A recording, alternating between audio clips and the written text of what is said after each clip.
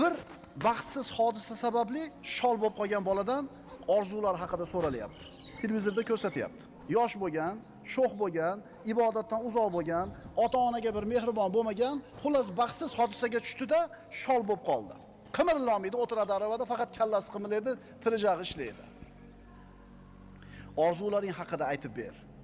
Orzusini qarang. Qo'lim bilan Qur'onni ochib o'qisam, biron bir hayit bayramida uyimga o'zim oyog'im bilan yurib kelib, onamni quchoqlab, hayit bilan tabriklab peshonasidan o'psam.